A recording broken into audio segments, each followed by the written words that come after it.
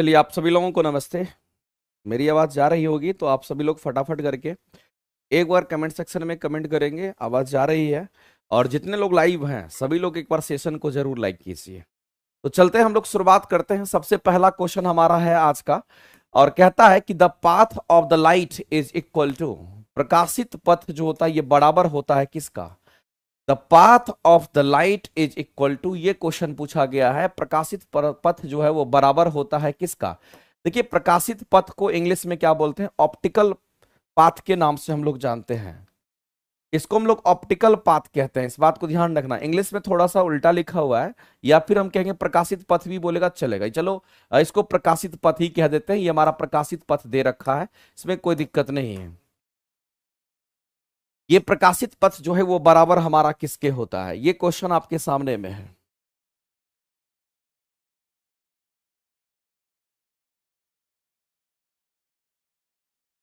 तो एक बात आप जान लीजिए मेरे भाई, एक्चुअली में होता क्या है, जैसे मान लेते हैं कि हमारे सामने में क्या है, तो जब भी अपवर्तन की क्रिया होगी तो कुछ इस तरीके के होगी, और हम लोग कहते हैं कि हमारा यहाँ पर माध्यम है, और ये हमारा क्या, तो नॉर्मल पोजीशन हमारा होता है। और इसमें दो माध्यम की हम बात करेंगे, माध्यम 1 और माध्यम 2 की बात करेंगे। इसके ऊपर अगर हम लोग जो देख रहे हैं इसको हम लोग कह दिए ये हमारा म्यू 1 मीडियम का है और ये हमारा म्यू 2 मीडियम का है। और इसमें प्रकाश को जो हम लोग इंटर करवा रहे हैं तो वो प्रकाश हमारा म्यू 1 से किधर जा रहा है, तो कहेंगे म्यू 2 की तरफ हमारा जा रहा है। और इसको कंसीडर कर रहे हैं हम लोग प्रकाश, इसको कंसीडर कर रहे हैं हम लोग प्रकाश। इस बात को ध्यान रखना कि प्रकाश हमारा म्यू 1 से म्यू 2 की तरफ हमारा जा रहा है। अब जाहिर सी बात है, माध्यम चेंज करेगा तो प्रकाश, आपको पता है कि प्रकाश सीधी रेखा में ना रह करके, अगर मान लेते थोड़ी देर के लिए विरल है और ये सघन माध्यम है, तो प्रकाश हमारा किधर की ओर मुड़ जाता है, तो थोड़ा अविलंब की तरफ ये मुड़ जाता है। थोड़ा सा ये अविलंब की तरफ हमारा बेंड कर जाता है। अगर हम कह सकते हैं कि माध्यम यहाँ का सघन है और ये माध्यम विरल है तो ऐसी घटना घटेगी। अब मेरे भाई इस बात को समझना कि हमारा क्या होता है। अगर हम इस प्रकाश के लिए, इस लाइट के लिए अगर हम लोग यहां पर ऑप्टिकल पाथ देखें और इस प्रकाश के लिए ऑप्टिकल पाथ देखें, दोनों का फॉर्मूला अपना होता है। तो अगर हम इसको ऐसा मान लेते हैं मेरे भाई, कि अगर मान लेते हैं कि यहां पर हमारा क्या है, इस बिंदु को ए मान लेते हैं और इस बिंदु को ओ मान लेते हैं, इस बिंदु को बी मान लेते हैं, तो आपको ध्यान रखना है कि इस माध्यम के लिए जो ऑप्टिकल पाथ हमारा होगा वो कितना होगा। इस माध्यम के लिए जो हमारा प्रकाशीय पथ होगा, ऑप्टिकल पाथ हमारा होता है, हम कहते हैं इस माध्यम का जो अपवर्तनांक होगा उसको म्यू 1 कह दिए, और इस माध्यम में यहां से लेकर के यहां तक की जो दूरी है उससे उसको गुना कर देते हैं। तो मेरे भाई यहां से तो यहां तक की जो दूरी होगी, इस दूरी को मान लेते हैं, कुछ भी आप अपने हिसाब से मान लीजिए वो डी है। तो म्यू 1 इंटू हमारा डी हो जाएगा। और डी हमारा क्या है, तो देखेंगे डी हमारा प्रकाशीय पथ को बताता है। ये किसको बताता है, कि इसको, इसी को हम लोग कहते हैं यहां पर प्रकाशीय पथ कहते हैं। यही हमारा प्रकाशीय पथ हो जाएगा, इस बात को ध्यान रखना। इसी को हम लोग प्रकाशीय पथ कह देते हैं। तो जिस तरीके से आप इसमें फॉर्मूला डिराइव किए, वही फॉर्मूला आपको यहां भी डिराइव करना है। और यहां पर ओ से लेकर के बी तक को हम लोग अगर डी डैश कह देते हैं, तो यहां जो ऑप्टिकल पाथ होगा, इस माध्यम में जो ऑप्टिकल पाथ होगा हमारा क्या होगा, तो ऑप्टिकल पाथ इस माध्यम का अपवर्तनांक कितना है, तो म्यू 2 है। और इस माध्यम का अपवर्तनांक म्यू 2 तो है, और यहां से लेकर के यहां तक की दूरी कितनी है, तो कहेंगे डी डैश है। अब आप किसी भी फॉर्मूला का आप इस्तेमाल कर लें, आप इसका यूज कर लीजिए, बात बराबर है। आप नीचे वाले का यूज कर लीजिए, बात बराबर है। तो मेरे भाई कोई फर्क नहीं पड़ता, डी और डी डैश हमारा प्रकाशीय पथ को ही दिखाता है, इसलिए हम किसी का भी यूज कर सकते हैं, चलेगा। तो इसी को हम लोग प्रकाशीय पथ कहते हैं, इसी को हम लोग प्रकाशीय पथ कहते हैं। क्वेश्चन में आपको प्रकाशीय पथ की बात कही जा रही है कि हमारा क्या होगा, तो आप किसी भी फॉर्मूला से आप उसको निकाल लीजिए, फर्क नहीं पड़ता है। अगर आप इस फॉर्मूला से अगर निकालना चाहेंगे तो आप कहेंगे सर डी डैश जो हमारा होगा, जिसको हम प्रकाशीय पथ कहते हैं, वो कितने हो जाएगा, तो कहेंगे यहां पर ऑप्टिकल पाथ हमारा ऊपर में होगा, ऑप्टिकल पाथ हमारा ऊपर में होगा, और नीचे में हम लोग क्या, किससे डिवाइड करेंगे, तो म्यू 2 से डिवाइड करेंगे। और ये इसको अपवर्तनांक कहते हैं। इसको हम लोग क्या कहते हैं, तो इसको हम लोग यहां पर अपवर्तनांक के नाम से जानते हैं, ध्यान रखेंगे। और ये जो ऑप्टिकल पाथ है, ये जो ऑप्टिकल पाथ हमारा होता है, ये भी हमारा प्रकाशीय पथ ही होता है, लेकिन आपको माध्यम टू माध्यम इस तरीके से हमारा ये लिखा जाता है। तो आप इस फॉर्मूला से लिखिए, कि आप इस फॉर्मूला से लिखिए, फॉर्मूला आपका बराबर ही आ जाएगा। तो अगर हम प्रकाशीय पथ को अगर लिखना चाहते हैं, इसी डी को हम लोग यहाँ पर प्रकाशीय पथ कह दिए, तो ये ऑप्टिकल पथ अपन में हमारा अपवर्तनांक म्यू 2 से डिवाइड कर देंगे। तो बताइए ऑप्टिकल पथ में तो रिफ्रैक्टिव इंडेक्स गुना में हमारा पाथ लेंथ दे दिया, तो गुना वाला तो हमारा नहीं होगा। अपवर्तनांक डिवाइडेड बाय, तो अपवर्तनांक तुम्हारा नीचे है तो यहां अपवर्तनांक ऊपर नहीं होगा। पाथ लंबाई डिवाइडेड बाय अपवर्तनांक, ये पॉसिबल है मेरे भाई। तो इस क्वेश्चन का अगर आंसर करेंगे तो ऑप्शन नंबर हमारा यहां पर क्या हो जाएगा, तो यहां पर ऑप्शन नंबर सी राइट हो जाएगा। याद रख लीजिएगा, ऐसे हम लोग कैलकुलेट करते हैं। आगे चलते हैं, अगला क्वेश्चन कह रहा है, ये क्वेश्चन तो बहुत आसान है। कहता है एक किरण जो वायु के जार में रखे जल के पृष्ठ पर, कह रहा है एक प्रकाश की किरण वायु से जार में, किधर से किधर जा रही है प्रकाश की किरण, तो ये क्लियर हो गया। जो प्रकाश की किरण है वो वायु से किधर जा रही है, चलो वायु से लिख देते हैं। तो वायु से, जार कहने का मतलब एक कंटेनर है, एक जार में रखे जल के पृष्ठ पर 30 डिग्री कोण पर हमारा क्या होता है, प्रकाशित होता है। यानी कहने का मतलब दो गो माध्यम हमारा हो गया, आपतित होती है। आप ये मान के चलिए मेरे भाई कि जब भी हम बात करेंगे किसके बारे में, तो हम बात करते हैं, यहां पर मान लेते हैं कि थोड़ी देर के लिए समझना कि यहां पर हम मान लेते हैं कि ये कंटेनर है और इस कंटेनर में क्या भरा हुआ है, तो यहां पर पानी भरा हुआ है। इस कंटेनर में नीचे में हमारा पानी भरा हुआ है, नीचे क्या भरा हुआ है, कहेंगे नीचे पानी भरा हुआ है, ये नीचे पानी भरा हुआ है। इस तरीके से हम पहले ही डिसाइड कर लेते हैं कि चलो नीचे में हमारा पानी भरा हुआ, कुछ इस तरीके से। और एक बात आपको ध्यान रखना, नीचे कंटेनर मान करके चलना। और एक चीज तो हम लोग जानते हैं कि हम लोग अपने हिसाब से काल्पनिक रेखा को हम लोग दिखा सकते हैं, जिसको हम अविलंब कहते हैं। लेकिन अविलंब जो होता है वो सरफेस के साथ कितना डिग्री कोण पर होता है, तो ये भी सच है कि 90 डिग्री कोण पर हमारा होता है। बस इसको समझने के लिए हम लोग पढ़ने के लिए अविलंब को दिखाते हैं, और कोई मतलब इसका नहीं है एंगल वगैरह को मापने के लिए। अब यहां पर आपको ध्यान रखना, अगर मान लेते हैं यहां पर हमारा प्रकाश, इधर मान लेते हैं वायु है, इधर हम लोग क्या मान लेते हैं, तो इधर हमारा क्या है, तो कहेंगे इधर हम लोग मान के चलते हैं कि वायु है यानी कि एयर है।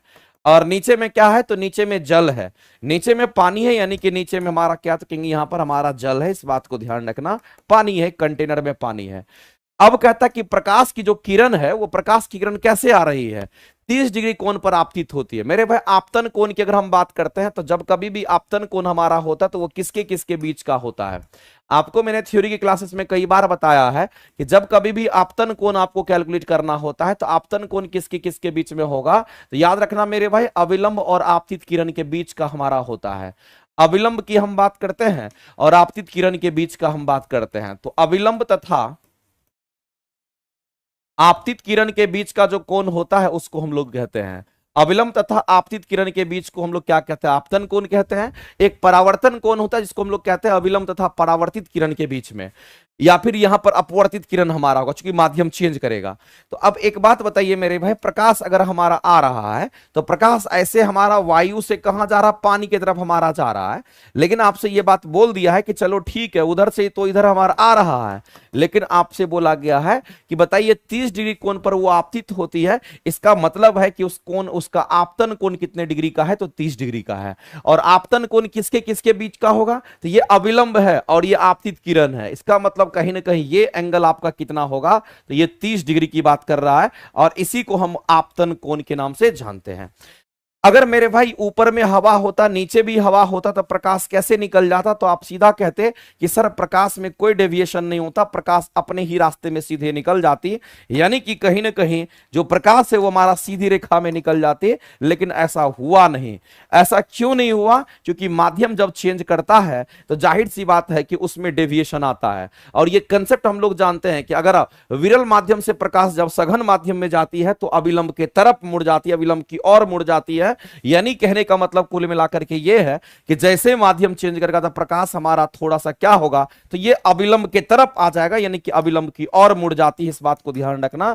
और ये अविलंब की ओर मुड़ जाती है, कुछ ना कुछ एंगल से अविलंब की ओर मुड़ जाती है। ये तो कंसेप्ट कहता है जब भी प्रकाश सघन जब प्रकाश की हम बात करते हैं और ये प्रकाश किधर से किधर, तो आपको ध्यान रखना है कि प्रकाश विरल माध्यम से सघन माध्यम में जाती है, तो प्रकाश विरल माध्यम से किधर जाती है, तो प्रकाश विरल माध्यम से सघन माध्यम की ओर जाती है। तो ऐसी परिस्थिति में हम लोग कहते हैं कि अपवर्तन के बाद वो किधर मुड़ेगी, तो ध्यान में रखना मेरे भाई, अपवर्तन के बाद ये अविलंब की ओर मुड़ जाती है, अपवर्तन के बाद अविलंब की ओर मुड़ जाती है, इस बात को आप ध्यान रखेंगे। अविलंब की ओर मुड़ जाती है, ये बात आपको ध्यान, अविलंब की ओर मुड़ जाती है, ये चीज आपको ध्यान रखना है। ये अविलंब की ओर मुड़ जाती है, ये बात आपको ध्यान रखना। वही हुआ है हमारा कि विरल हमारा हवा है, सघन पानी है, हवा से अगर हम पानी में भेज रहे हैं तो विरल से सघन में भेज रहे हैं, अपवर्तन यहां पर हुआ और जैसे ही अपवर्तन हुआ तो अविलंब की तरफ मुड़ गया और अविलंब की ओर मुड़ जाती है, स्टेटमेंट ही है। अब मेरे भाई एक बात बताइए कि इस कोण को हम लोग कौन सा कोण कहेंगे? तो इस कोण को हम लोग कहेंगे अपवर्तन कोण। इसको कहते हैं आपतन कोण, इसको कहेंगे अपवर्तन कोण। चूंकि अपवर्तित किरण के बीच हमारा कोण बनता है इसलिए इसको अपवर्तन कोण का नाम देते हैं। और ये जो अपवर्तन कोण हमारा होगा ये कहीं ना कहीं 30 डिग्री के से हमारा थोड़ा कम होगा। 30 डिग्री पर तो ये लाइन होता, लेकिन इधर मुड़ गया, इसका मतलब कहीं ना कहीं ये वाला जो एंगल हमारा यहां पर थीटा होगा वो 30 डिग्री एंगल से हमारा क्या होगा? कहेंगे कम होगा। तो आपसे क्वेश्चन क्या पूछा है? कहता है कि जार में रखे जल से पृष्ठ से 30 डिग्री कोण पर अगर प्रकाश किरण आपतित होती है तो कह रहा है कि किरण जो है वो जल में डैश के कोण पर हमारा अपवर्तित होगी, यानी 30 डिग्री से कम के कोण पर वो अपवर्तित होगी। ये तो बिल्कुल सही है, यहां 30 से अधिक नहीं होगा, 30 से कम यहां भी है, 30 से कम यहां भी है, ये दो स्थिति यहां पर बन सकती है। पहला ऑप्शन एलिमिनेट हो गया। आगे चलते हैं, आगे कहता अपवर्तित होगी और कहता है और आपतित किरण के तल में, और आपतित किरण के तल में स्थित होगी। आपतित किरण का जो तल हमारा है, ये आपतित किरण को जो तल हमारा है मेरे भाई इसी तल में हमारा स्थित होगा, यानी कि कुछ ना कुछ एंगल बनाते हुए होगा। तो मेरे भाई आपतित किरण के तल में स्थित होगा, इसका मतलब है 30 डिग्री से कम होगा और उसके तल में स्थित होगा। तो इस क्वेश्चन के अगर आंसर करेंगे तो ऑप्शन नंबर हमारा क्या होगा? कहेंगे 30 डिग्री से कम होगा और उसी के हमारा क्या होगा? तो कहेंगे जो आपतित किरण हमारा जो आ रहे थे उसी के तल में हमारा, लेकिन थोड़ा सा एंगल पर हमारा डेविएट कर जाता है, इस बात को ध्यान रखेंगे। तो यहां पर इस क्वेश्चन का अगर आंसर करने के लिए जाएंगे तो आंसर क्या करेंगे? ऑप्शन नंबर बी आपका राइट हो जाएगा। नेक्स्ट आगे चलते हैं, अगला क्वेश्चन हमारा कहता है कि बाह्य बल की अनुपस्थिति में बोला गया, यानी कि कोई भी बाहरी बल नहीं लग रहा है, बाहरी बल कोई भी लग नहीं रहा है और आपको क्वेश्चन पूछा गया है। कह रहा है कि बाहरी बल की अनुपस्थिति, कह रहा है अनुपस्थिति मतलब कोई बाहरी बल नहीं है। तब कहता है एक तरल, तरल का मतलब होता है द्रव, एक तरल की जो छोटी बूंद की आकृति होती है उसको कौन यहां पर निर्धारित करता है, ये आपको बताना है। तो बताइए इसमें से कौन सा आंसर हम लोग राइट करेंगे कि जो अगर मान लेते हैं कि कोई भी बूंद अगर बनती है, अगर कोई भी तरल की छोटी बूंद अगर उसकी आकृति गोलाकार अगर होती है तो उसको कौन कंट्रोल करता है, आपको सीधा बताना है। तो मेरे भाई इस क्वेश्चन के आप आंसर करेंगे तो पृष्ठ तनाव आपका राइट आंसर हो जाएगा। यानी इस क्वेश्चन के सीधा सीधा आप आंसर क्या करोगे? तो ऑप्शन नंबर बी आपका राइट आंसर हो जाएगा, ध्यान रखना। अब इस चीज को समझते हैं, इस बात को ध्यान रखना मेरे भाई, कहीं पर भी आपको लिखा जाता है कि वर्षा की बूंदें कैसी होती है या पानी की बूंदें कैसी होती है, तो वर्षा की बूंदें गोलाकार या पानी की बूंदें गोलाकार होती है, उसकी किसके कारण? वर्षा की बूंद या पानी की बूंद कैसी होती है? तो ये गोलाकार होती है। ये कैसी होती है? तो कहेंगे ये हम लोग को दिखता है कि ये गोलाकार होती है, ये स्फेरिकल होती है। ये गोलाकार मतलब ये हमारा कैसा? तो स्फेरिकल होती है, इस बात को ध्यान रखना। लेकिन ये स्फेरिकल जो होगा ये किसके कारण होगा? ये अगर क्वेश्चन पूछता तो याद रखना मेरे भाई, यहां पर पृष्ठ तनाव के कारण हमारा होता है, कोई बाहरी बल नहीं काम करता है, यहां हमारा पृष्ठ तनाव काम करता है। और पृष्ठ तनाव को इंग्लिश में हम लोग सरफेस टेंशन के नाम से जानते हैं। इसको हम लोग क्या कहते हैं इंग्लिश में? तो इसको सरफेस टेंशन कहते हैं, ये बात आपको ध्यान रखना चाहिए। तो इस क्वेश्चन के आंसर्स तो हमारे निकल गए, यानी कि कोई भी बाहरी बल नहीं कार्य करेगा। और तब जो है वर्षा की बूंदे, पानी की बूंदे अगर उसकी आकृति की अगर बात करते हैं, उसकी आकृति को कोई कंट्रोल करता है, गोलाकार बनाता है, तो हम सीधा कहेंगे वो पृष्ठ तनाव बनाता है। इस बात को याद रखिएगा। अब यहां पर बात आती है मेरे भाई कि जो पृष्ठ तनाव हमारा होता है वो होता क्या है? तो आप एक बात जान लीजिए, अगर हम पृष्ठ तनाव की अगर हम बात करते हैं तो ये पृष्ठ तनाव को सिग्मा से दिखाते हैं, और पृष्ठ तनाव का जो फॉर्मूला हमारा होता है वो कितना होगा? तो फोर्स पर यूनिट लेंथ होता है, और इसका यूनिट न्यूटन, लंबाई का यूनिट मीटर, न्यूटन पर मीटर हमारा ऐसा यूनिट माना जाता है। इस बात को आप ध्यान रखेंगे। और भी चीजें आपको ध्यान रखनी पड़ेगी मेरे भाई, अलग अलग द्रव पदार्थ का पृष्ठ तनाव अलग अलग होता है, लेकिन याद रखना अगर हम किसी भी द्रव की अगर हम बात कर लेते हैं, ये भी एक अच्छा कंसेप्ट है और आपको ध्यान रखना चाहिए। अगर किसी भी द्रव की बात करते हैं, अगर इसके तापमान को अगर हम बढ़ाते हैं, यानी कि ठंडे द्रव को अगर गर्म करते हैं, तो आपको ध्यान रखना है इसका पृष्ठ तनाव का मान क्या हो जाता है? तो घट जाता है। ये किसी भी द्रव के लिए हमारा लागू होगा, ये बात भी याद रखना, चूंकि क्वेश्चन एग्जाम में कई बार पूछ जाते हैं। और जब कभी भी आप पानी में डिटर्जेंट मिलाते हैं और पानी में आप साबुन को लगाते हैं तो उसके साथ याद रखना उस पानी का पृष्ठ तनाव घट जाता है, इसीलिए आपका कपड़ा झकाझक साफ हो जाता है और अच्छे तरीके से साफ हो जाता है। उसके पीछे और भी रीजन होता है, लेकिन आप कम से कम इतना तो आपको पता होना चाहिए जो बात मैंने बोला है। तो वर्षा की बूंदे गोलाकार किसके कारण? तो इसके कारण होगी। पानी की बूंदे गोलाकार किसके कारण? तो याद रखना इसके कारण होगी। तो यहां पर कोई बाहरी बल नहीं है, उसकी आकृति को निर्धारित करने के लिए, आकृति को निर्धारित करने के लिए हमारा पृष्ठ तनाव होता है। और याद रखना कि जो पृष्ठ तनाव हमारा होता है ये पानी की सतह पर हमारा पैदा होता है। ये कहां पर? तो जो पानी की सतह होती है, पानी के अंदर नहीं, पानी की सतह पर यह पैदा होता है। इस बात को ध्यान रखना, पानी की सतह पर पृष्ठ तनाव देखने को मिलता है, पानी के अंदर पृष्ठ तनाव नहीं होता है, पानी के सतह पर होता है। इस बात को ध्यान रखना, कभी पानी के अंदर हमारा यह घटना नहीं देखने को मिलता है, पानी के अंदर यह चीज नहीं होता है, पानी के सतह पर हमारा होता है जब भी पृष्ठ तनाव हमारा डेवलप करेगा। तो आगे मेरे भाई एक चीज हम आप लोगों से पहले भी बोलना चाह रहे थे और अभी भी हम कहना चाहते हैं, जितने लोग लाइव देख रहे हैं आप लोगों के लिए हम थोड़ा सा क्या कर रहे हैं, क्योंकि हमको पता है कि इस बार किसी भी सूरत में आपको सिलेक्शन दिलाना, चाहे जैसे भी हो, चाहे जो भी करना पड़े, आप नियुक्ति बैच पढ़ रहे होंगे, आप थ्योरी की क्लासेस पढ़ रहे होंगे, सब कुछ आप कर रहे हैं, लेकिन कहीं ना कहीं आपके दिमाग में यह लगता है कि एनसीईआरटी एग्जाम्पलर थ्रू आउट हमारा एक बार अच्छे से बनाया हुआ अगर रहता है तो एनसीईआरटी के डिट्टो क्वेश्चंस आपके एग्जाम में आ जाते हैं। तो एनसीईआरटी एग्जाम्पलर अगर हमारे साथ अगर आप करिएगा तो उससे काफी बेनिफिट आप होगा। अब आपको लग रहा होगा कि सर एनसीईआरटी एग्जाम्पलर कितना कितना बैच करे, तो मैं आपको बताना चाहता हूं एग्जाम ऐसे नहीं निकलता है, एग्जाम बहुत ही घोर तपस्या का चीज है तभी निकलता है और लगातार प्रैक्टिस करने से निकलता है। आपके पास क्वेश्चन आ रहे हैं तो आप भाग्यशाली हैं, आपको अगर अच्छे क्वेश्चंस आपको कोई प्रोवाइड कर रहा है तो आप भाग्यशाली हैं, आप एग्जाम निकाल सकते हैं। मैं आपके लिए मेरे भाई यहां पर थोड़ा समय आप लोगों के लिए एक काम यहां पर किया हूं जो कि हो सकता है ये आपके एग्जाम के लिए काफी हेल्पफुल होगा। और मैंने आप लोगों से पूछा भी था कि एनसीईआरटी एग्जाम्पलर का एक बैच हम पेड कोर्स के माध्यम से हम आपको देंगे, साइंस का। यहां पर हम साइंस का एक बैच हम आपको देंगे और कंप्लीट एनसीईआरटी एग्जाम्पलर आपका रहेगा, चाहे 1 to 5 की तैयारी करते हैं, 6 to 8 की तैयारी करते हैं या आप 9 10th की तैयारी करते हैं, फर्क नहीं पड़ता है। और एनसीईआरटी एग्जाम्पलर में सबसे इंपॉर्टेंट चीज है कि हम जो इसमें बुक कलेक्ट किए हैं इस बार अपडेटेड कंटेंट आपको इसमें प्रोवाइड किए जाएंगे। अपडेटेड कंटेंट कहने का मतलब मैंने पिछले बार भी कराया था और बहुत बच्चे को फायदा भी हुआ था, और इस बार हम क्या कर रहे हैं तो इसमें और भी कंटेंट को जोड़ करके आपके सामने लेकर के आ रहे हैं। और याद रखिएगा ये 2 जून से ये बैच हमारा आ रहा है, 2 जून से ये बैच आ रहा है, कंप्लीट एनसीईआरटी एग्जाम्पलर हम लेकर के आ रहे हैं। ये आपको आज तो नहीं लेकिन कल परसों से ये एक्टिव हो जाएगा, आपको एप्लीकेशन पर दिखने लगेगा ये बैच।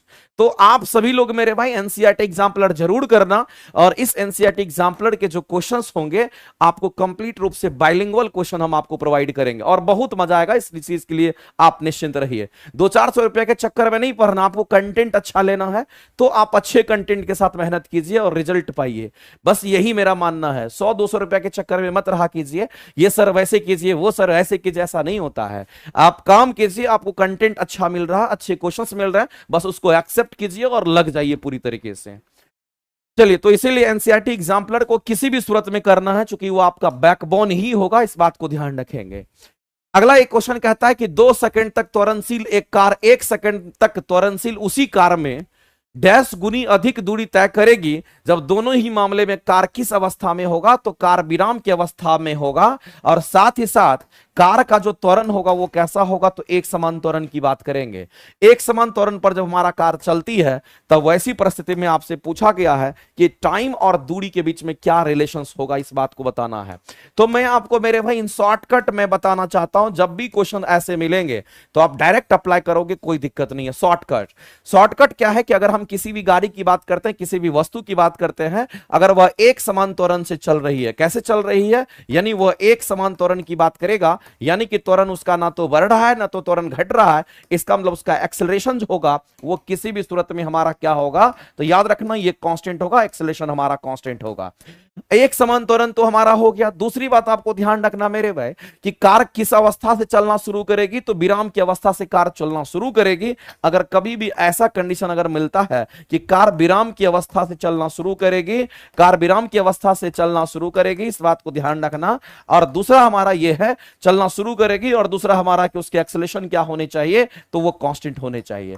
अगर ऐसा सिचुएशन आपको दिखता है, एक तो ये, दूसरा ये पॉइंट अगर दिखता है, तो मेरे भाई दूरी और समय के बीच में एक ही रिलेशन हमारा मिलता है, और वो रिलेशन क्या होगा, तो दूरी को x से दिखाएंगे और समय को हम लोग किससे, तो कहेंगे t से दिखाते हैं, लेकिन हमारा जो दूरी है वो समय के स्क्वायर का क्या होगा, तो कहेंगे यहां पर समानुपाती हो जाएगा। ये समय के स्क्वायर का क्या होगा, तो कहेंगे समानुपाती हो जाएगा। ये किस केस में अप्लीकेबल होगा, जब दो कंडीशन हमारा फुलफिल करेगा।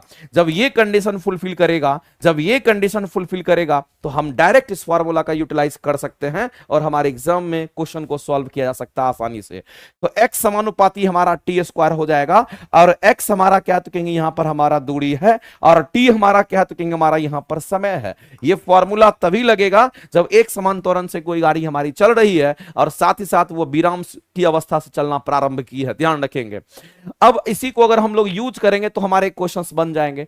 हम लोगों को यह पूछा गया है कि कितनी अधिक गुनी दूरी तय करेगी, इसका मतलब दूरी के सेंस में हम लोग को कैलकुलेट करना है। तो क्या इसको हम लोग ऐसा लिख सकते हैं, अगर लिखना चाहें तो हम कह सकते हैं कि x2 अपूर्ण में अगर हम x1 कहें, यानी कि बाद की दूरी पहले की दूरी का अनुपात अगर लिखेंगे, दोनों समानुपाती है, तो इसको लिखना पड़ेगा t2 अनुपात में t1 का होल स्क्वायर करना पड़ेगा।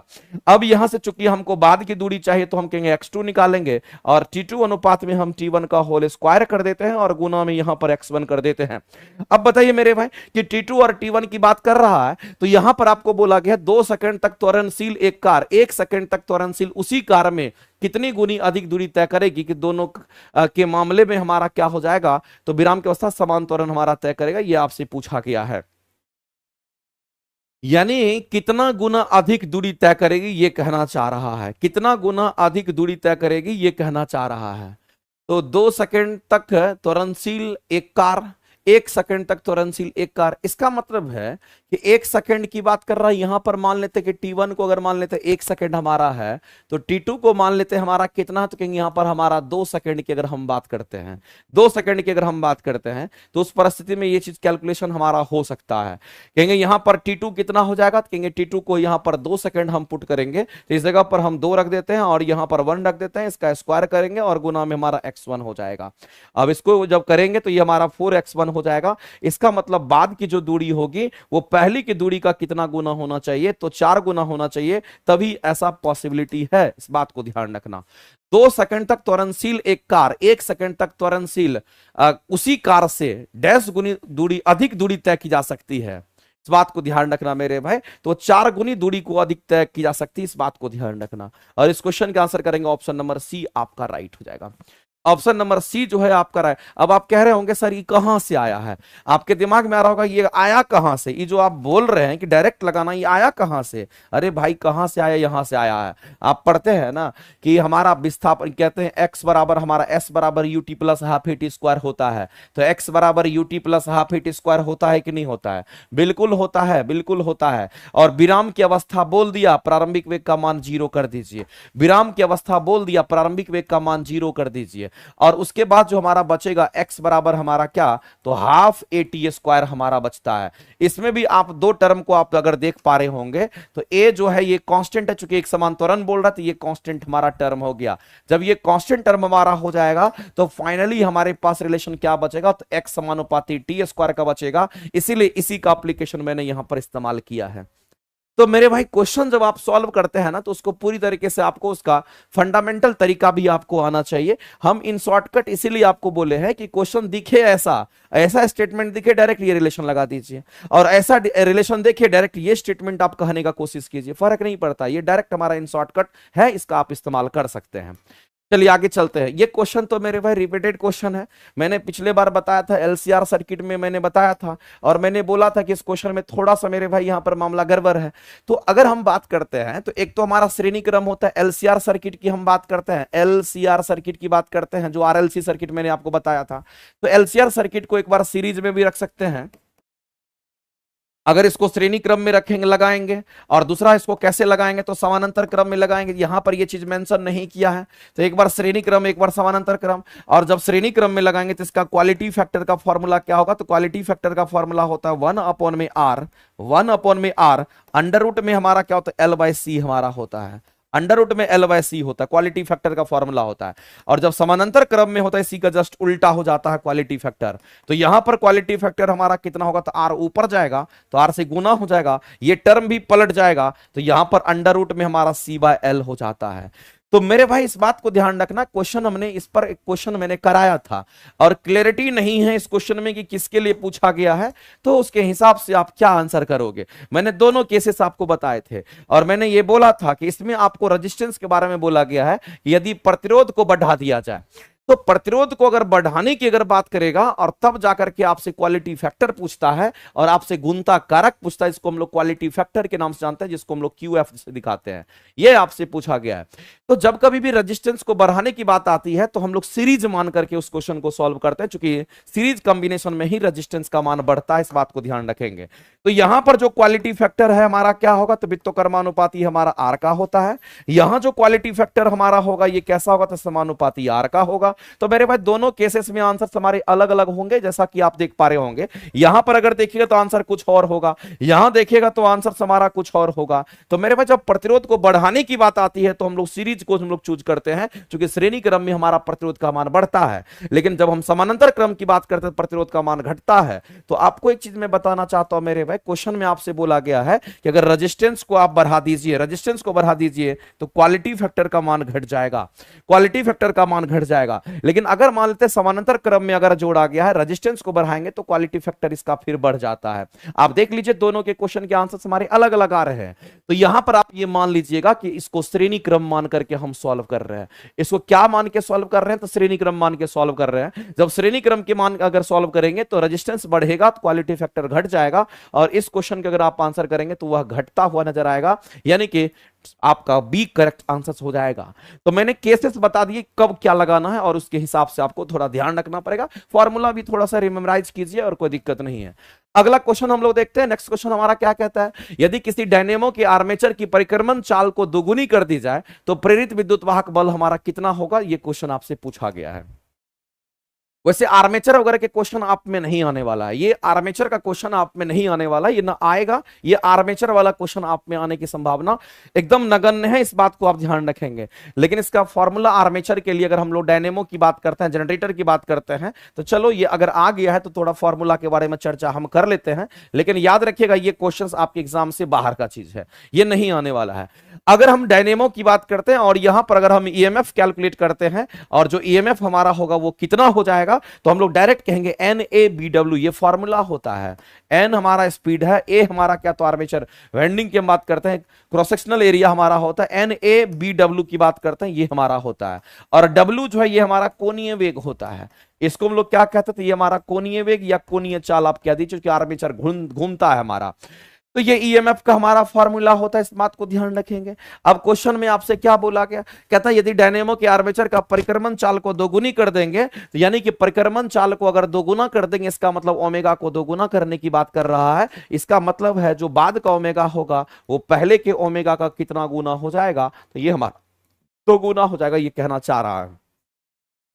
तो इस सब को अगर हम यहां पर मान लेते हैं कि ये सब टर्म हमारा कांस्टेंट है, तो ईएमएफ का रिलेशन हमारा उसके साथ कैसा होगा, तो कहेंगे ईएमएफ का रिलेशन, इलेक्ट्रोमोटिव फोर्स ईएमएफ का रिलेशन हमारा समानुपाती यहां पर ओमेगा का हो जाएगा, ये समानुपाती ओमेगा का हो जाएगा। अब यहां पर क्वेश्चन वो कह रहा है कि अगर ओमेगा को 2 गुना करेंगे तो ये भी 2 गुना हो जाएगा। आप इसको डायरेक्ट लगा सकते हैं, चूंकि समानुपाती है। अगर इस स्पीड को अगर 2 गुना कर दीजिएगा तो ईएमएफ भी कितना गुना हो जाएगा, तो कहेंगे उसका 2 गुना बढ़ जाता है, इस बात को ध्यान रखेंगे। ये अगर 2 गुना तो ये भी 2 गुना हो जाएगा, चूंकि दोनों समानुपाती है। और इस क्वेश्चन के अगर आप आंसर करेंगे तो ऑप्शन नंबर आपका तब बी करेक्ट हो जाएगा। ऑप्शन नंबर बी जो है आपके राइट हो जाएंगे। चलते हैं आगे। आगे मेरे भाई उष्मा गति, ये तो क्वेश्चन आपके बीपीएससी एग्जाम में पूछा जा चुका है। ये क्वेश्चन आपके एग्जाम में मेरे भाई बीपीएससी टीआरई में क्वेश्चन आपका आ चुका है। बीपीएससी 2.0 में ये क्वेश्चंस आपके आ चुके हैं, और ध्यान रखना। और खास करके ये एग्जाम में बीपीएससी में भी पूछता है, स्टेट में भी ये क्वेश्चन आता ही आता है। ये आपका फिक्स क्वेश्चन होता है, यहां से आता है। उष्मा गतिकी के प्रथम नियम के बारे में क्वेश्चन यहां से पूछा गया है कि क्या संरक्षित रहता है, ये क्वेश्चन आपका पूछा गया है। और जो लोग थ्योरी की क्लासेस कर रहे होंगे उनको तो बताना चाहिए कि उष्मा गतिकी के प्रथम नियम से क्या संरक्षित रहता है। एक बार जल्दी से आप सभी लोग आंसर करके बता दीजिए। आप लोग लगातार थ्योरी पढ़ते आ रहे हैं, लगातार क्वेश्चंस बनाते आ रहे हैं, तो आंसर आपको बताना चाहिए। बताइए मुरली सागर जी क्या करेंगे आंसर, प्रमोद कुमार जी, नायसा राव जी, बताइए प्रियांशु कुमारी, रश्मि कुमारी, राखी सिंह, मुरली सागर, बताइए इस क्वेश्चन के आंसर्स क्या करेंगे। एनर्जी की बात कर रहे हैं, तो चलिए हम लोग बात करते हैं। और बहुत सारे बच्चे इस क्वेश्चन का आंसर सही कर रहे हैं, गलती नहीं कर रहे हैं। इसका मतलब कहीं ना कहीं आप इस जगह से जरूर एक दो बार गुजरे हुए हैं और आपको ये चीज फील हो रहा होगा। तो हमने आपको कई बार बोला है इसको एकदम शॉर्ट तरीके से आपको पढ़ना है, और इसी तरीके से क्वेश्चन पूछता भी है। अगर हम यहां पर उष्मा गतिकी के नियम की अगर बात करते हैं, तो उष्मा गतिकी के जो नियम है वो नियम मेरे भाई कैसा नियम है, तो एक हमारा पहला, इसको पहले को हम लोग कहते हैं ये हमारा शून्यवां नियम होता है। ये हमारा कैसा, तो कहेंगे शून्यवां नियम है। और शून्यवां नियम से मेरे भाई याद रखना कि तापमान का कंसेप्ट मिलता है, इस बात को आप ध्यान रखेंगे। यहां से टेम्परेचर के बारे में पता चलता है, तापमान का संबंध पता चलता है, इस बात को आप ध्यान रखेंगे। दूसरी बात मेरे भाई, यहां पर जो हमारा है उसको हम लोग प्रथम नियम कहते हैं, उष्मा गतिकी का हम लोग प्रथम नियम कहते हैं। और जो उष्मा गतिकी का प्रथम नियम होता है ये एनर्जी कंजर्वेशन पर काम करता है, ये ऊर्जा संरक्षण के सिद्धांत पे हमारा काम करता है, इस बात को ध्यान रखेंगे। ये ऊर्जा संरक्षण के सिद्धांत पे, प्रिंसिपल पे हमारा काम करता है, हम प्रथम नियम की बात करते हैं। और दूसरा हमारा यहां पर द्वितीय नियम की अगर बात कर लेते हैं, तो आपको याद रखना है कि जो द्वितीय नियम हमारा होता है इसकी अगर बात करते हैं, इससे एंट्रोपी का कंसेप्ट मिलता है, इस बात को आप ध्यान रखिएगा। इससे एंट्रोपी का कंसेप्ट मिलता है, इससे एंट्रोपी का कंसेप्ट मिलता है मेरे भाई, इस बात को आप ध्यान रखना। और साथ ही साथ जो उष्मा संचरण की दिशा होती है उसका पता चलता है। तो उष्मा संचरण की दिशा, उष्मा संचरण की जो दिशा है वो किधर से किधर होगी, वो यहीं से पता चलता है। तो उष्मा संचरण की दिशा का पता कहां से चलता है, तो यहीं से पता चलता है, इसलिए इसको डायरेक्शनल लॉ के नाम से भी हम लोग जानते हैं। और एक और होता है जिसको हम लोग उष्मा गतिकी का तृतीय नियम कहते हैं, और शायद एक एक बच्चे को पता होना चाहिए। अगर तृतीय नियम की अगर बात करते हैं तो ये क्या बताता है, 0 केल्विन की बात कर रहे हैं, जो कि परम शून्य तापमान होता है। और 0 केल्विन पर सभी पदार्थ के मॉलिक्यूल्स की जो गति होती है वो शून्य हो जाती है। सभी पदार्थ के मॉलिक्यूल्स की गति क्या होगी, सभी पदार्थ के जो मॉलिक्यूल्स की गति होगी वो कैसी होगी, तो सभी पदार्थ के मॉलिक्यूल्स की गति क्या होगी, तो यहां पर शून्य हो जाती है, क्योंकि ये वो न्यूनतम तापमान हमारा होता है, गति शून्य हो जाती है। इस तापमान को हम लोग परम शून्य तापमान के नाम से जानते हैं। और मैं आपको फिर बताना चाहता हूं कि परम शून्य तापमान हमारा ब्रह्मांड का सबसे न्यूनतम तापमान होता है। और इसी 0 केल्विन को हम लोग कितना कहते हैं, तो 0 केल्विन टेम्परेचर हमारा परम शून्य तापमान होता है। और 0 केल्विन की अगर बात करते हैं तो यही हमारा माइनस में 273.16 माइनस में 273.15 डिग्री सेल्सियस के बराबर होता है। इस अगर सेल्सियस में बोलेंगे तो माइनस में इतना होगा, केल्विन में बोलेंगे तो यहां, और केल्विन टेम्परेचर कभी नेगेटिव नहीं होता, इस बात को ध्यान रखेंगे। तो उष्मागतिकी का ये जो नियम मैंने आपको बताया, कम से कम इतना आपको याद रहना चाहिए क्वेश्चन को सॉल्व करने के लिए।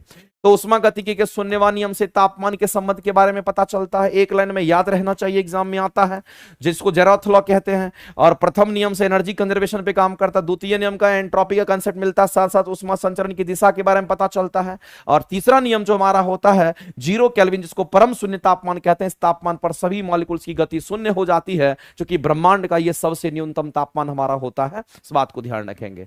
बताइए अगला क्वेश्चन चलते हैं, 1 लीटर एल्कोहल का जो वजन होगा हमारा क्या होगा। सबसे पहला चीज तो मेरे भाई एक बात समझ लीजिए, अगर जब कभी भी हम बात करते हैं लीटर के बारे में, अगर कोई चीज लीटर लिखा हुआ है, इस लीटर का मतलब क्या होता है, हम सभी लोग जानते हैं लीटर जो हमारा होता है ये क्या है, तो कहेंगे द्रव के आयतन का यूनिट यहां पर लिखा हुआ है, इस बात को ध्यान रखना। जैसे हम किसी द्रव की अगर बात करते हैं और द्रव का जो मेजरमेंट करते हैं उसमें किस में करते हैं, द्रव का जो मापन करते हैं वो किस में करते हैं, तो द्रव का मापन हम लोग लीटर में करते हैं, ये बात आप सभी लोग जानते होंगे, लीटर में करते हैं, ये लीटर में करते हैं। ये द्रव, कोई भी द्रव का मापन किस में करते हैं, तो लीटर में की जाती है, इस बात को ध्यान रखना। और हम सभी लोग जानते हैं कि 1 मीटर क्यूब जो होता है वो कितने के बराबर होता है, तो याद रखना 1000 लीटर के बराबर होता है। इसका मतलब मीटर क्यूब किसका यूनिट है, आप मेरे भाई लगातार पढ़ते होंगे तो आपको यह पता चलता होगा, सर मीटर क्यूब जो आप कह रहे हैं ये तो आयतन का यूनिट है, ये तो वॉल्यूम है।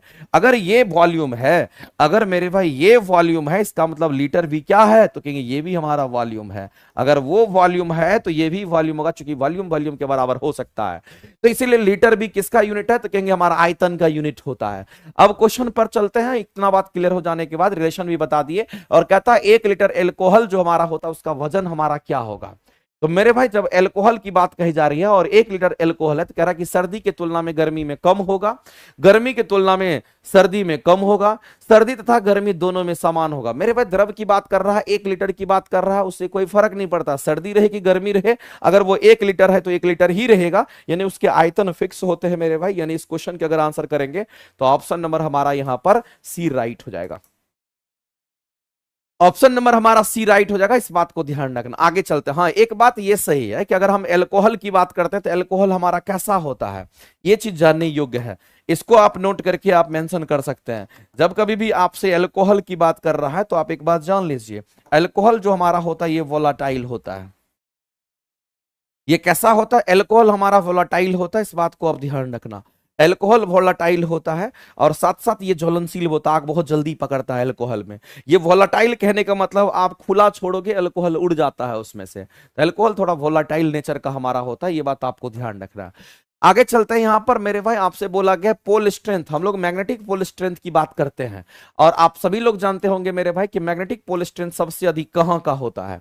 आप मैग्नेट पढ़े होंगे और मैग्नेट में ये सारी चीजें हम पढ़ाते हैं और वहां पर ये सारी चीजें हम बताते हैं। अगर मैग्नेट की बात करते हैं जिसको हम चुंबक के नाम से हम लोग जानते हैं, तो एक बात आप जान लीजिए, जो मैग्नेट हमारा चुंबक होता है वो कुछ इस तरीके का हमारा होता है, जिसमें नॉर्थ पोल भी होगा और हमारा साउथ पोल भी हमारा होता है। तो एक तरफ हम लोग अगर देखते हैं तो इसको नॉर्थ पोल कह देते हैं, एक तरफ देखते हैं इसको साउथ पोल कह देते हैं। इसमें कितने पोल हैं? तो 2 पोल हमारा होता है। सबसे अधिक अगर मैग्नेटिक स्ट्रेंथ कहीं पर होता तो पोल पर होता है, इस बात को ध्यान रखना। सबसे अधिक मैग्नेटिक स्ट्रेंथ कहां होता है? सबसे अगर अधिक मैग्नेटिक स्ट्रेंथ की बात करता है, सबसे अधिक मैग्नेटिक स्ट्रेंथ कहां पर होता है? तो एक लाइन में आप जान लीजिए, सबसे अधिक मैग्नेटिक स्ट्रेंथ मेरे भाई क्या होता है, कहां होता है? तो आप कहेंगे एट पोल पर होता है। कहां पे? एट पोल। पोल में कुछ भी हो सकता है, हमारा नॉर्थ भी हो सकता है, साउथ पोल भी हो सकता है, नॉर्थ साउथ कोई भी पोल सकता है, लेकिन सबसे अधिक मैग्नेटिक स्ट्रेंथ हमारा यही होता है। सबसे अधिक मैग्नेटिक स्ट्रेंथ कहने का मतलब है आकर्षण और विकर्षण का सबसे ज्यादा हमारा गुण यहीं पर होता है। सबसे मजबूत आकर्षण और सबसे मजबूत विकर्षण का गुण यहीं पर होता है। कहां पर? तो पोल पे होता है।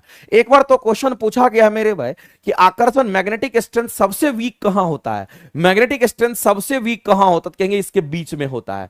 मैग्नेटिक स्ट्रेंथ की अगर बात करते हैं सबसे वीक कहां पे होता है, सबसे कमजोर कहां होता है, तो आप सीधा कहेंगे सर सबसे कमजोर अगर मैग्नेटिक स्ट्रेंथ कहीं पर होता है तो दोनों मैग्नेट दोनों पोल के बीच में होता है, इस बात को आप ध्यान रखेंगे। दोनों पोल के बीच में कैसे होगा? तो हम लोग जानते हैं ये दोनों पोल अपोजिट नेचर का होता है। एक अगर हमारा मान लेते कि माइनस, दूसरा हमारा प्लस होगा, यानी अपोजिट नेचर कहने का मतलब होता है दोनों न्यूट्रल हमारा नलीफाई कर देता है, न्यूट्रलिफाई कर देता है, यानी कि न्यूट्रल कर देता है। इसका मतलब बीच की अगर हम बात करते हैं, जो बीच की स्थिति यहां पर बनती है, जो बीच की स्थिति होती है, ध्यान रखना मेरे भाई, बीच की स्थिति की अगर हम बात करते हैं, ये क्वेश्चन एग्जाम में पूछा जाता है, अगर बीच की स्थिति की अगर बात करते हैं तो बीच की स्थिति में आपको ध्यान रखना है कि जो मैग्नेटिक पोल स्ट्रेंथ हमारा होगा वो क्या होगा। यहां पर मैग्नेटिक पोल स्ट्रेंथ की जो वैल्यू होगी वो क्या होगी, ये आपको बताना है। तो मेरे भाई मैग्नेटिक पोल स्ट्रेंथ की अगर बात करते हैं, अगर यहां पर मैग्नेटिक पोल स्ट्रेंथ की बात करते हैं तो ये हमारा क्या होता है? सबसे कम होता है। मैग्नेटिक पोल स्ट्रेंथ हमारा नेग्लिजिबल होता है। पोल स्ट्रेंथ हमारा कैसा होगा? तो कहेंगे यहां पर नेग्लिजिबल होता है, इस बात को आप ध्यान रखेंगे। होता है लेकिन नेग्लिजिबल होता है, इस बात को ध्यान रखना, बहुत कम होता है, बहुत कम होता है। सबसे अधिक कहां होता है वो आपको पता चल गया होगा। और मैग्नेटिक पोल स्ट्रेंथ को हम लोग किस में मापते हैं? तो उसका यूनिट है मेरे भाई एम्पियर गुना मीटर।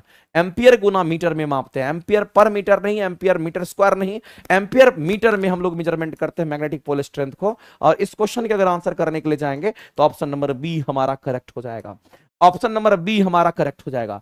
तो हम लोगों को क्या दिखा? मैग्नेट के अंदर हम लोगों को मैग्नेटिक स्ट्रेंथ देखने को मिला। सबसे अधिक मैग्नेटिक स्ट्रेंथ हमारा कहां होता है? तो मेरे भाई एट द पोल पर। अब कहेगा सर पोल पर मैग्नेटिक स्ट्रेंथ क्यों ज्यादा होता है? क्योंकि मेरे भाई जितनी भी हमारे magnetic lines field lines pass करता है तो यही से पास करता है, ओरिजिनेट होता है, और सभी के सभी यही टर्मिनेट करता है। तो जहां पर हमारा सबसे ज्यादा यहीं से निकलता है, इसका मतलब हम कह सकते हैं कि हमारा चुंबकीय बल रेखा सबसे ज्यादा सघन हमारा यही होता है। चुंबकीय बल रेखा सबके सब यहीं आपस में आकर के मिलता है इसी पोल पे हमारा, तो हम कहते हैं कि यहां पर हमारा टर्मिनेट होता है, तो हम कहेंगे यहीं पर आकर के मिलता है, तो यहां पर सघन होता है, इसलिए हम कहते हैं कि हमारा मैग्नेटिक फील्ड स्ट्रेंथ हमारा सबसे अधिक होता है। इस बात को आप ध्यान रखेंगे। बीच में तो न्यूट्रलिफाई हो जाता है, इसलिए हम कहते हैं कि मैग्नेटिक फील्ड स्ट्रेंथ हमारा बीच में क्या होता है? तो नेग्लिजिबल होता है। इस बात को ध्यान रखना, एग्जाम में क्वेश्चन आता है, ठीक है। और उसको किस में मापते हैं? तो एम्पियर इंटू मीटर में मापते हैं, ध्यान रखेंगे। ये तो साइंस के बैचेज हमारे चलते हैं, थ्योरी के जो बैचेज है वो आपको यहां पर दिख रहा होगा। किसी को अगर लगता है कि साइंस की क्लासेस करनी है, फिजिक्स केमिस्ट्री बायो की क्लासेस करनी है और क्लासेस चल भी रही है, तो मेरे भाई न्यू बैचेज में आपको यहां पर दिख रहा होगा आरंभ बैच। और दूसरी बात हम आपको बताना चाहते हैं, एनसीईआरटी एग्जाम्पलर की क्लासेस जो है आपका नेक्स्ट 2 जून से हम स्टार्ट कर रहे हैं। और एनसीईआरटी एग्जाम्पलर में काफी अच्छे अपडेटेड कंटेंट हम आपके लिए लेकर के आ रहे हैं। जिन भी बच्चे को लगता होगा कि एनसीईआरटी एग्जाम्पलर कर लेना चाहिए, हम तो कहेंगे सभी को कर लेना चाहिए। आपको यह ना लगे कि हम एनसीईआरटी एग्जाम्पलर नहीं किया, इसलिए हम लास्ट मोमेंट के लिए उसको रखे थे कि एनसीईआरटी एग्जाम्पलर लास्ट मोमेंट पे कराएंगे। आप नियुक्ति बैच कर रहे होंगे, एनसीईआरटी एग्जाम्पलर करिएगा, आपके पास क्वेश्चंस होना चाहिए, लगातार प्रैक्टिस करके जाइएगा, एक एक क्वेश्चन आपके सामने से गुजरा हुआ नजर आएगा। इसीलिए एनसीईआरटी एग्जाम्पलर का जो हमने क्लासेस दिया है वो आपको बहुत जल्द मेरे भाई अगले वीक से हम स्टार्ट कर रहे हैं। इसलिए जिसको भी जुड़ना होगा कल परसों से वो एक्टिव हो जाएगा और कल परसों से प्लेटफॉर्म बाय नवीन कुमार सिंह एप्लीकेशन पर दिखेगा, ध्यान रखना इस बात का। अगला क्वेश्चन कहता है किसी घर्षण रहित वक्र की बात कर रहा है। किसी घर्षण रहित का मतलब क्या होता है? इसका मतलब वहां घर्षण नहीं होगा। घर्षण रहित का मतलब घर्षण नहीं होगा, इस बात को आप ध्यान रखना यहां पर। तब कहता है कि वक्रित प्याली। वक्रित प्याली कहने का मतलब है कर्व शेप का हमारा प्याला है, कर्व शेप का प्याला, यानी कहने का मतलब कुछ ऐसा प्याला की बात कर रहे हैं, कर्व शेप का हमारा है। वक्रित का मतलब क्या होता है? कर्व होता है। तो वक्रित प्याली के अंदर, वक्रित प्याली के अंदर, वक्रित प्याली के अंदर कह रहा है कि जब किसी बॉल को, बॉल जिससे जब किसी बॉल बियरिंग को, जब मेरे भाई किसी बॉल बियरिंग को, आपने देखा होगा कि साइकिल में भी बॉल बियरिंग होता है, साइकिल में भी देखा होगा कि मेरे भाई बियरिंग का नाम आपने सुना होगा। और बियरिंग का जब आप नाम सुने होंगे तो यहीं पर देखोगे छर्रा यहां पर होता है बीच बीच में। और ये छर्रा क्या करता है? तो डायरेक्ट कांटेक्ट से बचाता है, नहीं तो घर्षण बहुत अधिक होगा। और इजी क्या करता है? इसको रोटेशन प्रोवाइड करता है। ये हमारा कहीं ना कहीं इस तरीके से हमारा बियरिंग होता है, इसे घूमते रहता है।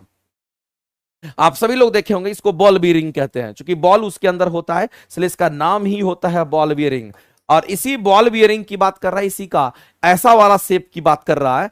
तब कहता है कि जब किसी बॉल बियरिंग को इसके न्यूनतम बिंदु से, इसके न्यूनतम बिंदु से जड़ा ऊपर से छोड़ा जाता है तो इसकी गति कैसी होगी? यानी कि न्यूनतम बिंदु कहां है? तो न्यूनतम बिंदु यहां है। इसको छोड़ना कहां से है? तो इसको छोड़ना मेरे भाई यहां से है, इसको छोड़ना यहां से है। अब कोई बॉल बियरिंग है, अगर कोई बॉल बियरिंग है, इसका मतलब मेरे भाई उसके बॉल्स की बात कर रहा है। तो इस बॉल को जब आप छोड़िएगा नीचे की तरफ तो ये बॉल एकदम सरसरा करके यहां आएगा, फिर ऊपर चढ़ जाएगा। तो जितना ऊपर था उतने ऊपर तक ये चला जाएगा, फिर वापस ये जब यहां से यहां तक चढ़ेगा तो फिर वापस रिटर्न होगा।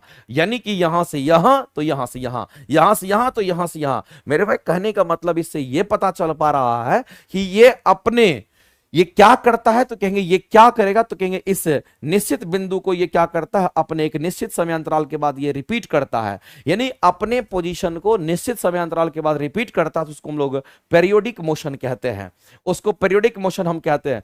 और ये आगे भी जा रहा है, पीछे भी आ रहा है, इसका मतलब ये ऑसिलेटरी मोशन भी होगा। तो मेरे भाई 2-3 बातें आपको समझना है, काम का चीज है। एक तो हम लोग जानते हैं कि एक हमारा कैसा होता है, कहेंगे ऑसिलेटरी मोशन होता है।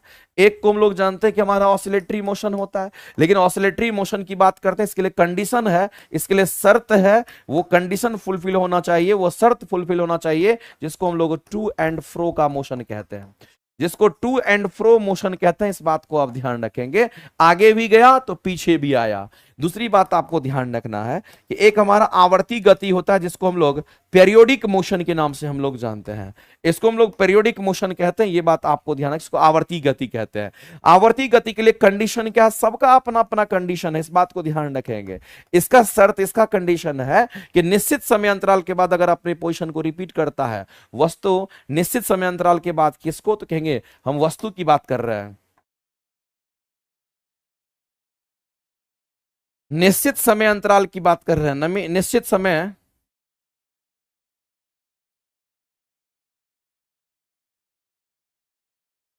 निश्चित समय अंतराल, निश्चित समय अंतराल के बाद वस्तु अपने पोजीशन को रिपीट करती है। वस्तु अपने पोजीशन को, अपने पोजीशन को क्या करती है? तो अपने पोजीशन को रिपीट करती है। अगर अपने पोजीशन को वह रिपीट करते उसको पेरियोडिक मोशन कहते हैं। अब मेरे भाई एक और टर्म आता है जिसको हम लोग एसएचएम कहते हैं, जिसको सिंपल हार्मोनिक मोशन कहते हैं। अगर सिंपल हार्मोनिक मोशन की अगर हम बात करते हैं तो सिंपल हार्मोनिक मोशन मेरे भाई, जब कभी भी सिंपल हार्मोनिक मोशन की बात करते हैं तो ये किसी फिक्स्ड पॉइंट के अबाउट सिंपल हार्मोनिक मोशन होता है। ये किसी फिक्स्ड पॉइंट के अबाउट होता है, इस बात को ध्यान रखना। किसी फिक्स्ड पॉइंट के अबाउट, किसी फिक्स्ड पॉइंट के अबाउट हमारा क्या होगा, तो किसी फिक्स्ड पॉइंट के अबाउट हमारा क्या होगा, कहेंगे किसी फिक्स्ड पॉइंट के अबाउट हमारा कैसा होगा, कहेंगे किसी फिक्स्ड पॉइंट के अबाउट हमारा क्या करता है, तो एसएचएम हमारा होता है। तो एसएचएम जो होता है वो किसी फिक्स्ड पॉइंट के अबाउट होता है, लेकिन इसके लिए कोई फिक्स्ड पॉइंट की जरूरत नहीं है। टू एंड फ्रो का मोशन करेगा तो ऑसिलेशन होगा। अगर निश्चित समय अंतराल के बाद अगर अपनी पोजीशन को बार बार रिपीट कर रहा है, 5 सेकंड में आया, 5 सेकंड में आया, 5 सेकंड में आया, 5 सेकंड में आया, हर एक जगह टाइम बराबर अगर लेता है तो समझ लेना वो पीरियडिक मोशन में हमारा होगा। टाइम बराबर नहीं ले रहा है तो पीरियडिक मोशन में नहीं होगा। तो मेरे भाई ये जो बॉल है ऊपर जा रहा है, आ रहा है, और ये जो हमारा बॉल है, ये जो कर्व सरफेस हमारा लिया गया है, ये कर्व सरफेस कैसा है, ये जो कर्व सरफेस है, पहले ही क्वेश्चन में बोल दिया गया है कि ये जो कर्व सरफेस है ये घर्षणहीन है, इसमें कोई घर्षण नहीं है, ये कंप्लीट रूप से घर्षणहीन है। जब ये घर्षणहीन है इसका मतलब यहां से चलेगा तो यहीं पहुंचेगा, यहां से चलेगा तो यहीं पहुंचेगा, सेम टाइम में जाएगा, सेम टाइम में हमारा आएगा। इसका मतलब कहीं ना कहीं ये पीरियोडिक मोशन को फुलफिल कर रहा है। और साथ ही साथ ये ऑसिलेशन भी इसमें हमारा हो रहा है। टू एंड फ्रो का मोशन मतलब ऑसिलेशन भी हमारा हो रहा है। तो मेरे भाई अब यहां पर बात आता है कि इस क्वेश्चन का आंसर हम लोग क्या करने वाले हैं। तो इस क्वेश्चन का अगर आंसर करेंगे तो आवर्ती गति हमारा होती है सरल आवर्त गति। सरल आवर्त गति का हम एसएचएम की बात करते हैं। एसएचएम हमारा फिक्स पॉइंट के अबाउट होता है। मेरे भाई जैसे कि पेंडुलम ऐसे लटका दीजिएगा तो यहां फिक्स कर दीजिए, तब ये ऐसे करेगा, ऐसे करेगा, तो इसको एसएचएम कहते हैं। ठीक है, यहां पर फिक्स पॉइंट हमारा होता है। तो ये सरल आवर्त गति हमारा नहीं होगा, इसको तो आप पहले ही आप एलिमिनेट कर दीजिएगा, ये हमारा नहीं होगा। हाँ, आवर्ती गति हमारा होगा। आवर्ती तो होती है परंतु मेरे भाई सरल आवर्ती गति हमारा नहीं होगा। यानी कहने का मतलब इस क्वेश्चन का अगर आंसर करेंगे तो ऑप्शन नंबर बी आपका करेक्ट हो जाएगा। आवर्ती गति तो होती है परंतु सरल आवर्ती गति नहीं होती, आवर्ती गति होती है हमारा। इसके कंपैरिजन में ये स्टेटमेंट हमारा ज्यादा अप्रोप्रिएट सही है, ये ज्यादा अप्रोप्रिएट हमारा आंसर सही है, क्योंकि इसमें दोनों चीज क्लैरिफाई कर दिया। इस बात को आप ध्यान रखेंगे। आगे चलते हैं। और भी एक चीज हमारा रीस्टोरिंग फोर्सेस का इसमें कंसेप्ट आता है, लेकिन हम यहां पर वो चीज नहीं बताएंगे आपको। जो चीज बताने लायक था मैंने बता दिया, काम आपका चल जाएगा। अगला क्वेश्चन हम लोग देखते हैं। कह रहे कौन सा एक वायु में ध्वनि तरंग उत्पादित नहीं करता है। कौन सा एक वायु में ध्वनि तरंग उत्पादित नहीं करता, आपको बताना है। बताइए क्या ध्वनि तरंग उत्पादित नहीं करता है। क्या मेरे भाई ध्वनि तरंग उत्पादित नहीं करता, वो आपको बताना है कि क्या ध्वनि तरंग उत्पादित नहीं करना, ये आपको बताना है। फास्ट ध्वनि तरंग द्वारा उत्पादित हमारा नहीं होता है। कौन सी घटना ऐसी है जो कि ध्वनि तरंग के द्वारा उत्पादित नहीं होती, ये आपको बताना है। तो आप कहेंगे सर हमारा ध्रुवन की बात कर रहा है, विवर्तन की बात कर रहा है और परावर्तन की बात कर रहा है। हम लोग जानते हैं कि परावर्तन हमारा होता है, ध्वनि में परावर्तन होता है, ध्वनि का विवर्तन होता है। आप देखते होंगे कि इस घर में बैठे हुए हैं और घर में छोटा छोटा छेद है, कि अगर मान लेते हैं कि वेंटिलेटर वगैरह लगा हुआ रहता है, वेंटिलेशन रहता है, आप इस रूम में बात कीजिएगा तो आपका आवाज दूसरे रूम में सुनाई देता है। इसका मतलब कहीं ना कहीं उसका विवर्तन हो रहा है, डिफ्रैक्शन हो रहा है साउंड का, इसलिए सुनते हैं। रिफ्लेक्शन भी साउंड का होता है, हमारी आवाज दीवार से टकराती है वापस हमारी कानों में आती है, उसको हम लोग ध्वनि का परावर्तन कहते हैं। तो ये भी हमारा पॉसिबल है, ये भी हमारा पॉसिबल है। क्या पॉसिबल नहीं है, तो मेरे भाई ध्वनि का ध्रुवीकरण नहीं होता है, ये पॉसिबल नहीं है। इस बात को मैंने कई बार बोला है और एग्जाम में ये रिपीट होते रहता है ये क्वेश्चन। क्या पॉसिबल नहीं है, तो ध्वनि का ध्रुवीकरण पॉसिबल नहीं है, इस बात को ध्यान रखेंगे। हाँ, प्रकाश का प्रोडाक्शन होता है, प्रकाश का ध्रुवीकरण होता है, लेकिन ध्वनि का ध्रुवीकरण नहीं होता, यह बात आपको ध्यान रखना पड़ेगा। एकदम सिंपल सा बात है। आगे चलते हैं नेक्स्ट। और पोलराइजेशन जब हमारा होता है तो अनपोलराइज्ड लाइट को पोलराइजर लगा करके निकोल प्रिज्म के सहायता से हम क्या करते हैं, एक दिशा में प्रकाश को मोड़ देते हैं। इसी घटना को हम लोग प्रकाश का ध्रुवीकरण कहते हैं। ठीक है, आगे चलते हैं। करेक्ट, कौन सी प्रकृति में विद्युत चुंबकीय हमारा होता है, बताइए मेरे भाई। कौन सी प्रकृति में विद्युत चुंबकीय हमारा होता है। तो विद्युत चुंबकीय होता है, तो इस क्वेश्चन के आंसर तो आपको करना चाहिए मेरे भाई। हम सभी लोग जानते हैं अगर यहां पर विद्युत चुंबक की अगर बात करते हैं, अगर हम किसकी बात कर रहे हैं, विद्युत चुंबकीय तरंग की अगर हम बात करते हैं, तो एक बात आप जान लीजिए कि जो विद्युत चुंबकीय तरंग है, ये तरंगे हमारी कौन सी तरंगे होती है। तो विद्युत चुंबकीय तरंग में अगर देखिएगा तो हमारा गामा रे होता है, इसी में देखिएगा तो हमारा एक्सरे होता है, इसी में देखिएगा तो हमारा यूवी रे जिसको पराविग्नी किरण कहते हैं, इसी में अगर आप देखेंगे मेरे भाई तो हमारा क्या होगा, तो हम कहेंगे यहां पर विजिबल रे की बात करते हैं, इसको दृश्य प्रकाश कहते हैं।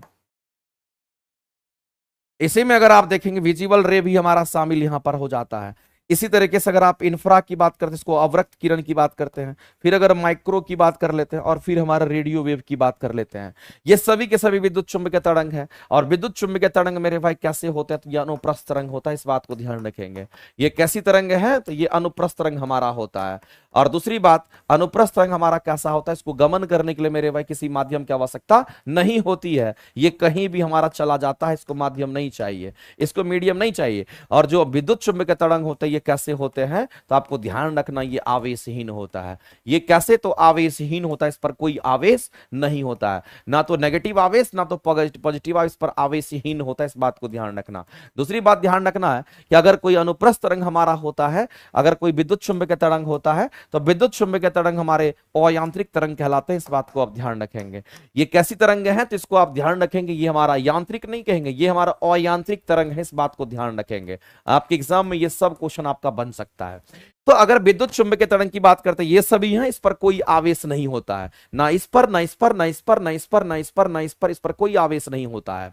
तो मेरे भाई इस क्वेश्चन के आंसर से हम लोग क्या करेंगे, तो एक्स किरण और गामा किरण तो दिख रहा है, तो एक्स किरण और गामा किरण तो हमारा विद्युत चुंबकीय तरंग है ही, तो यही आंसर हमारा हो जाएगा। और इस क्वेश्चन के आंसर क्या करेंगे, तो ऑप्शन नंबर सी हमारा करेक्ट हो जाएगा। ऑप्शन नंबर सी जो है ये किसी भी सूरत में करेक्ट हो जाएगा। अगर हम बीटा किरण की बात करते हैं मेरे भाई, ये जो बीटा किरण हमारा होता है, ये जो बीटा किरण होता है, ये नेगेटिवली चार्ज होता है। ये कैसा होगा, तो नेगेटिवली चार्ज होता है, इस बात को ध्यान रखेंगे, ये नेगेटिवली चार्ज हमारा होता है। इसी तरीके से अल्फा रे की अगर हम बात करते हैं, तो अल्फा किरण का जो निर्माण होता है वो कैसे होता है, अल्फा किरण का निर्माण मेरे भाई 2 प्रोटॉन और 2 न्यूट्रॉन से होता है, ध्यान रखेंगे इस बात का। और ये अल्फा रे हमारा कैसा होता है, तो याद रखना, ये पॉजिटिवली चार्ज हमारा इसलिए होता है क्योंकि इसमें प्रोटॉन और न्यूट्रॉन होते हैं, ये पॉजिटिवली चार्ज हमारा होता है। अगर हम कैथोड किरण की अगर बात करते हैं, तो आपको ध्यान रखना है, ये जो हमारा कैथोड रे होता है, ये किसका बना हुआ होता है, तो ये इलेक्ट्रॉन का बना होता है। ये किससे, तो मेरे भाई ध्यान रखना, ये इलेक्ट्रॉन का ही बना होता है, इलेक्ट्रॉन का बना होता है, इसको कैथोड किरण कहते हैं। इसलिए इलेक्ट्रॉन का बना, इसका मतलब इलेक्ट्रॉन नेगेटिवली चार्ज होगा, तो कैथोड रे भी हमारा नेगेटिवली चार्ज होता है, इस बात को आप ध्यान रखेंगे। ये भी नेगेटिवली हमारा चार्ज पार्टिकल है, इस बात को ध्यान रखेंगे। तो अल्फा पॉजिटिवली, बीटा नेगेटिवली, और कैथोड रे भी नेगेटिवली चार्ज हमारा होता है। और गामा किरण पर कोई चार्ज नहीं होता है, इस पर भी कोई चार्ज नहीं, इस पर भी कोई चार्ज नहीं होता है। तो मेरे भाई एक तो आपका गामा किरण को चूज किया, और एक आपका एक्स किरण को चूज किया, और गामा किरण एक्स किरण आपको यही दिख रहा है, जो कि विद्युत चुंबकीय तरंग हमारा होता है। यानी इस क्वेश्चन का अगर आंसर करेंगे, तो ऑप्शन नंबर सी आपका राइट हो जाएगा, ऑप्शन नंबर सी आपका राइट हो जाएगा, ध्यान रखेंगे। आगे चलते हैं, ट्राइटियम का संगठन हमारा क्या है, तो मेरे भाई हम लोग जानते हैं हाइड्रोजन का समस्थानिक के बारे में आप सभी लोग पढ़ते होंगे, और हाइड्रोजन के जो समस्थानिक है उसके बारे में आप सभी लोग जानते भी होंगे। एक एक बच्चे को पता होगा कि हाइड्रोजन का समस्थानिक हमारा क्या होता है। तो हाइड्रोजन के जो आइसोटॉप्स हैं, हाइड्रोजन के जो समस्थानिक हैं, वो कौन कौन होते हैं। हाइड्रोजन के जो समस्थानिक हमारे होते हैं, इस बात को ध्यान रखना, 3 गो हमारा होता है। सबसे पहले तो हम किसकी बात करेंगे, प्रोटियम की बात करते हैं।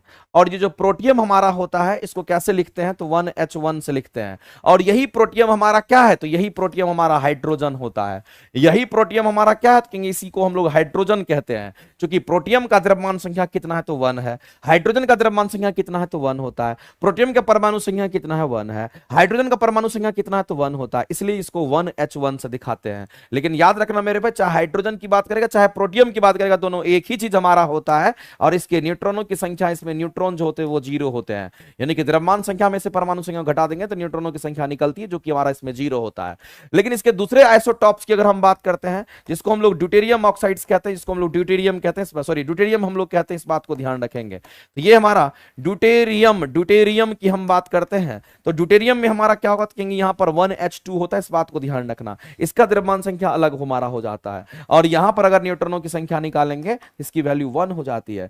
इसी तरीके से हमारा क्या होता है, एक ट्राइटियम होता है, जिसके बारे में हम चर्चा कर रहे थे। लेकिन ये जो ट्राइटियम हमारा होता है मेरे भाई, इसके पीछे कंसेप्ट है, इस बात को ध्यान रखना।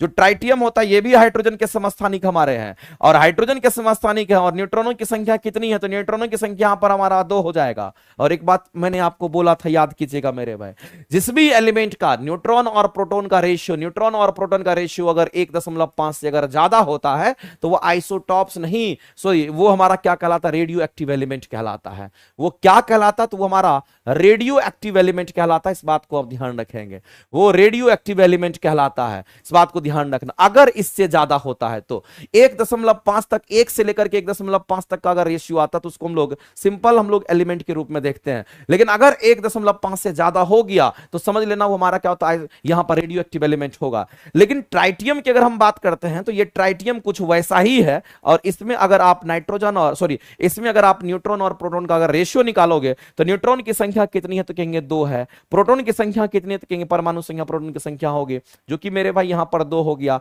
और इसकी वैल्यू 1.5 से क्या हो गई, तो ज्यादा हो गई। यानी कहने का मतलब कुल मिलाकर के आप देख लीजिए, इसीलिए ट्राइटियम को हम लोग क्या कहते हैं, तो जो ट्राइटियम हमारा होता है ये रेडियो एक्टिव एलिमेंट के अंतर्गत हमारा आता है। इस बात को ध्यान रखेंगे, ये कैसा एलिमेंट होगा, तो रेडियो एक्टिव एलिमेंट हमारा होता है, ध्यान रखेंगे। तो बताइए ट्राइटियम में क्या होगा मेरे भाई, तो ट्राइटियम की बात करते हैं, आपके सामने में एग्जांपल है। तो ट्राइटियम में हमारा क्या, तो परमाणु संख्या 1, परमाणु संख्या 1, प्रोटॉनों की संख्या 1, द्रव्यमान संख्या 3 और न्यूट्रॉनों की संख्या 2 होती है। इसमें से कौन सा ऑप्शन आपका राइट होगा,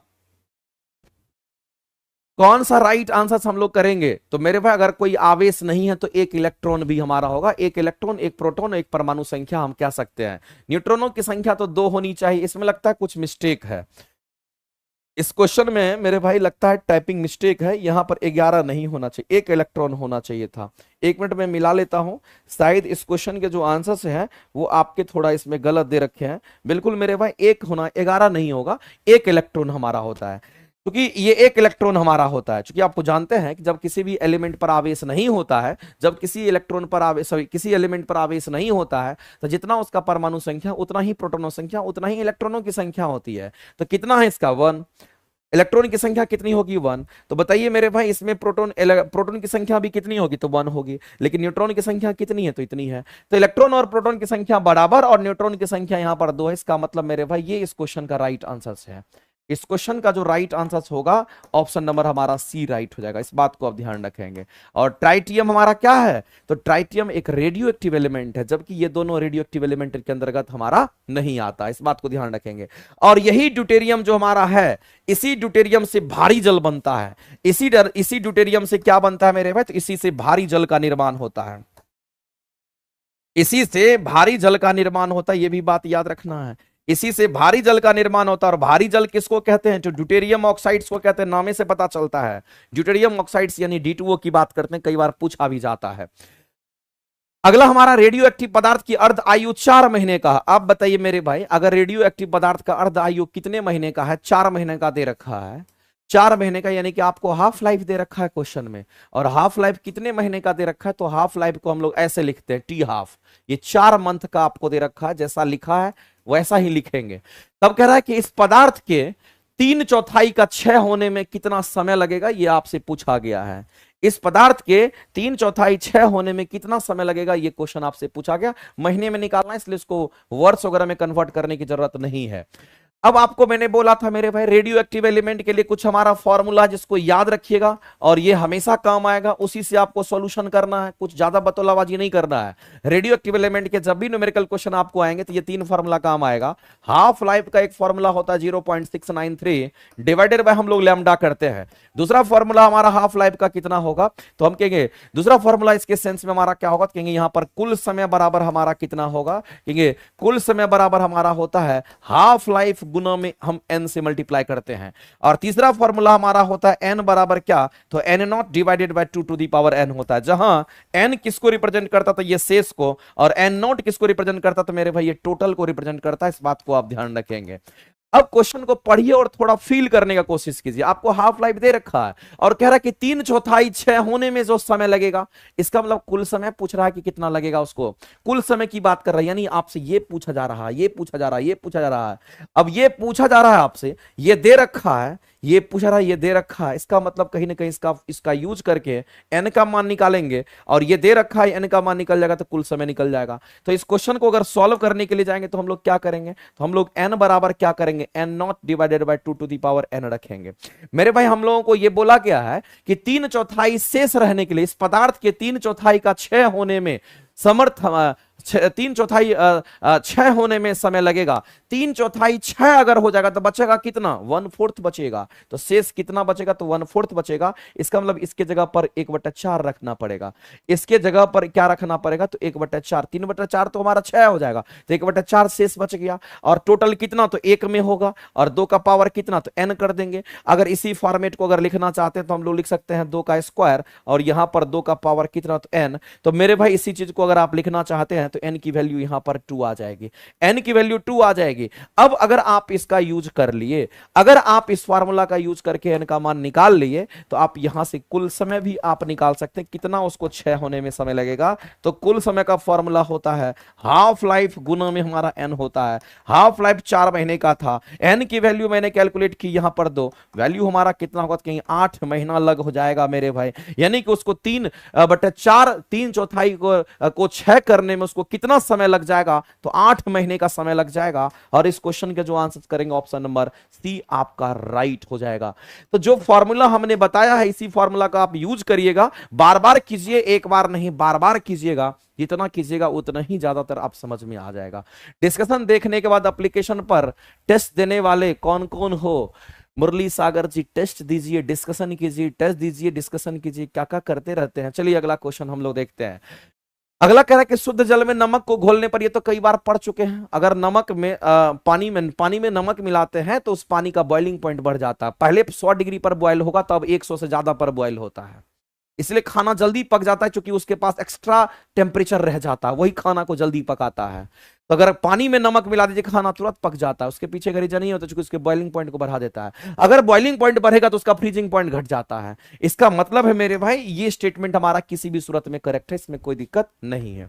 आगे अगला कहता है कि जब हम जल में क्या मिलाते हैं, तो मिथाइल अल्कोहल को मिलाते हैं। और मिथाइल अल्कोहल क्या है, जिसको हम लोग स्प्रीट कहते हैं, जो कि जहरीली शराब होती है, जिसको मिथेनॉल कहते हैं। लेकिन ये मिथाइल अल्कोहल हमारा कैसा होता है, चूंकि ये अल्कोहल है तो ये वोलेटाइल नेचर का होता है। ये कैसा होगा मेरे भाई, तो ये वोलेटाइल नेचर का होता है, इस बात को ध्यान रखना।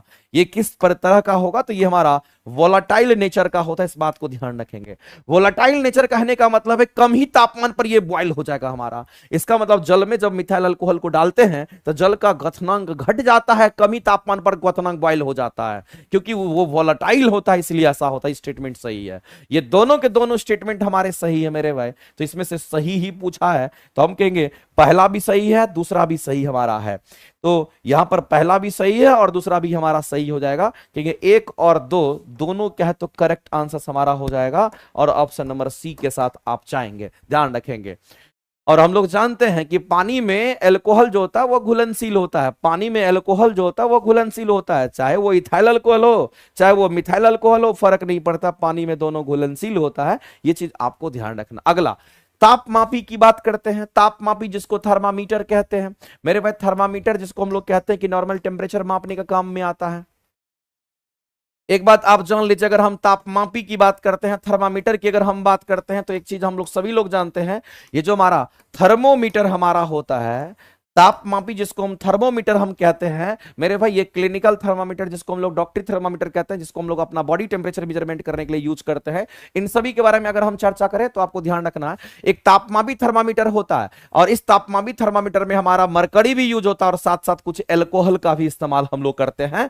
एल्कोहल भी उसमें यूज करते हैं, ताकि एल्कोहल मिला देंगे तो जल्दी उसके अंदर का जो पदार्थ वो जमेगा नहीं, इस बात को ध्यान रखेंगे। तो अगर हम यहां पर इसका यूज करते हैं, तो इसमें जो द्रव होने वाला पदार्थ हमारा एल्कोहल भी, पानी यूज नहीं करते हैं हम लोग, पारा और अल्कोहल को मिक्स करके यूज करते हैं। ये दोनों आंसर हमारा सही होना चाहिए। और इस क्वेश्चन के अगर आप आंसर करेंगे तो ऑप्शन नंबर आपका डी यहां पर करेक्ट हो जाएगा। मोर ऑन हमारा एक से अधिक राइट आंसर हमारा होना चाहिए, इस बात को ध्यान रखना।